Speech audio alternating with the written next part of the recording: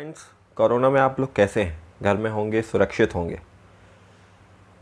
आज हमारा टॉपिक है government of India act 1912। Government of India act 1912 आने के पर बात करने के पहले भी मैं आज आपसे कुछ बात करना चाहता हूँ।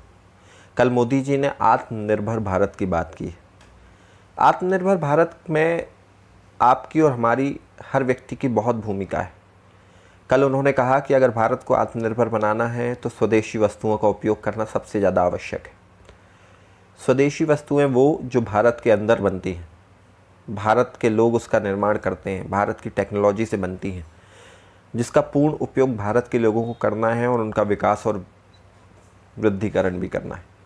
ये हमारी जिम्मेदारी है कि भारत आत्मनिर्भर बने, और भारत तभी आत्मनिर्भर बनेगा जब आप और हम इसको प्रतिज्ञा की तरह लेंगे, जब आप और हम इसको चाहेंगे। तो मेरा आप सबसे निवेदन है कि मोदी जी की बात मानिए और भारत को आत्मनिर्भर बनाने की दिशा में काम कीजिए। तो हम आज की क्लास के लिए आगे चलते हैं। गवर्नमेंट ऑफ इंडिया एक्ट 1912, इससे रिलेटेड कोई भी क्वेश्चन, क्वेरी कुछ भी हो तो आप हमारे नंबर पर आप उसको कांटेक्ट करके बता सकते हैं। चलिए तो हम आगे चलते हैं। Thank you. हम स्टार्ट करते हैं आज के नए लेक्चर से। आज का हमारा टॉपिक है इंडियन काउंसिल एक्ट ऑफ 1912। पर हमेशा की तरह हम जो हमने पिछली क्लास में पढ़ा होता है उसको हम एक बार रिवाइज जरूर करते हैं। तो हमारी पिछली क्लास का टॉपिक था इंडियन काउंसिल एक्ट ऑफ 1909। तो हम उसका रिवीजन करते हैं। Indian Council Act of 1909 is also known as Morley Minto reform. Morley was the secretary of state for India at that time and Minto was the viceroy of India. हमको पता है queen Victoria ने ये कहा था कि Indians को equal treatment दिया जाए, इक्वल अपॉर्चुनिटी दिया जाए, पर ऐसा कुछ हुआ नहीं, जिसके कारण जगह जगह पे ब्रिटिशर्स को विरोध देखने को मिला। 1909 में कर्जन ने बंगाल का पार्टीशन कर दिया, जिसके जो कि भारत के में अनरेस्ट यानी इंडिया में अनरेस्ट का कारण बना। इंडियन नेशनल कांग्रेस ने 1906 में होम रूल की बात कही। आगा खान ने मिंटो से सेपरेट इलेक्टोरेट का डिमांड किया। इस एक्ट को लाने का एक ये भी कारण था कि इंडियन नेशनल मूवमेंट से मुस्लिम्स को डिसेमिनेट करना चाहते थे ब्रिटिशर्स। गोपाल कृष्ण गोखले ने इंग्लैंड में मॉर्ले से मुलाकात की और रिफॉर्म की वकालत की। उन्होंने कहा रिफॉर्म बहुत ज़रूरी है। जॉन मॉर्ले जो थे वो लिबरल पार्टी से बिलोंग करते थे और वो चाहते थे कि इंडिया में कुछ पॉजिटिव रिफॉर्म्स हों। अब हम देखते हैं उससे रिलेटेड प्रोविज़न। तो इसमें एक ये बात है जो इम्पोर्टेंट प्रोविज़न है कि इसमें on the basis of religion separate electorate की शुरुआत की गई।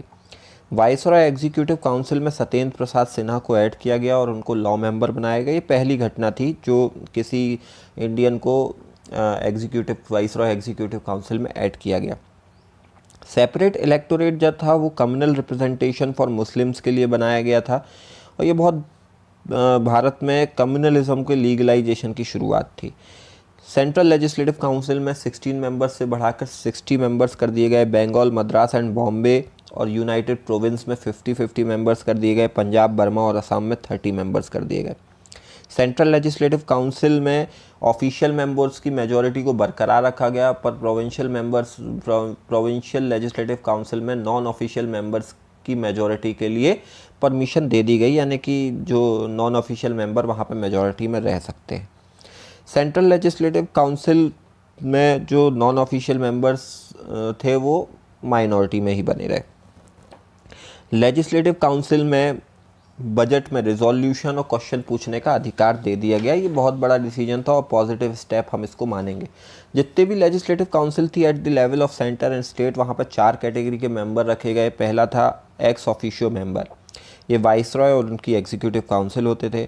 दूसरा nominated official member. Nominated official member मतलब कि वो गवर्नमेंट ऑफिशियल जो वाइसरॉय नॉमिनेट करते थे। तीसरे थे नॉमिनेटेड नॉन ऑफिशियल मेंबर, मतलब वो लोग जो नॉमिनेटेड बाय द वाइसरॉय थे बट नॉन ऑफिशियल्स थे।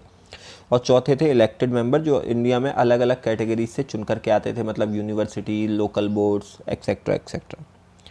साथ ही साथ एक इम्पॉर्टेंट प्रोविज़न लेकर के वो आए, उसमें उन्होंने स्ट्रेट फॉरवर्ड कहा कि फॉरेन पॉलिसी और प्रिंसली स्टेट के मैटर में कोई भी व्यक्ति को किसी भी तरह का डिस्कशन का कोई राइट नहीं होगा।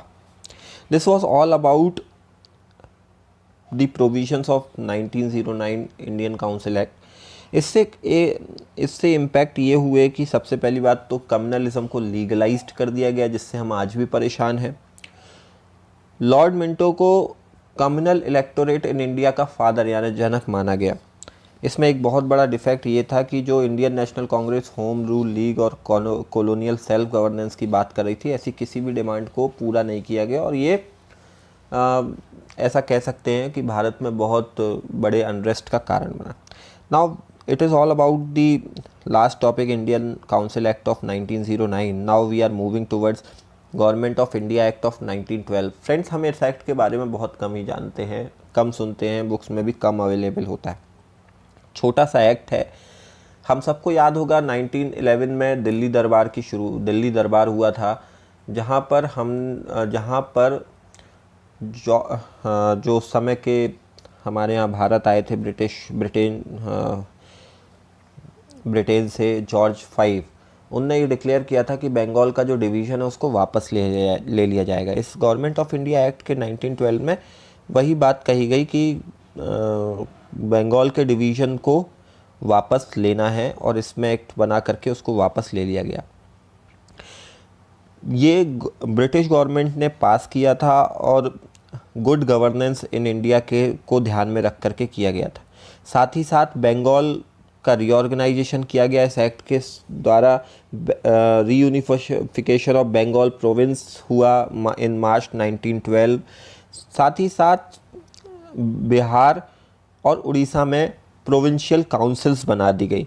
एक चीज़ और देखने को मिली कि इस एक्ट में ये भी कहा गया कि जितने भी लेजिस्लेटिव काउंसिल्स होंगी वो चीफ कमिश्नर्स के अंडर में काम करेंगी, और इस चीज़ को आप याद रखिएगा, ये हम पहली बार देख रहे हैं, चीफ कमिश्नर्स के अंडर में काम करेंगी। This was all about the government of India act 1912। ये छोटा सा एक्ट है, इसके बारे में जानकारी भी कम मिलती है, इसलिए आप इसको ध्यान रखिएगा। आप लोग कोरोना में खुद को स्वस्थ रखिए, सुरक्षित रखिए, बहुत ज़रूरी है। चलिए तो हम मिलेंगे फिर। Thank you. आज का एक्ट यहीं पे फिनिश हो रहा है। आपको इस एक्ट से रिलेटेड नोट्स की अगर रिक्वायरमेंट हो और आप all India online test series में भी पार्टिसिपेट करना चाहते हो तो आप हमारे नंबर 9424357515 पर कांटेक्ट कर सकते हैं। हम आपको ऑल इंडिया टेस्ट सीरीज़ जो आप अपने घर में बैठ कर के, अभी कोरोना में अपन बाहर भी नहीं जा सकते, तो अपने घर से, मोबाइल से, अपने लैपटॉप कंप्यूटर से पार्टिसिपेट कर सकते हैं। आप प्लीज़ हमसे कांटेक्ट कीजिए, हम आपको सब प्रोवाइड करेंगे। पढ़ते रहिए, घर में रहिए, सुरक्षित रहिए। Thank you. अपना ध्यान रखिए।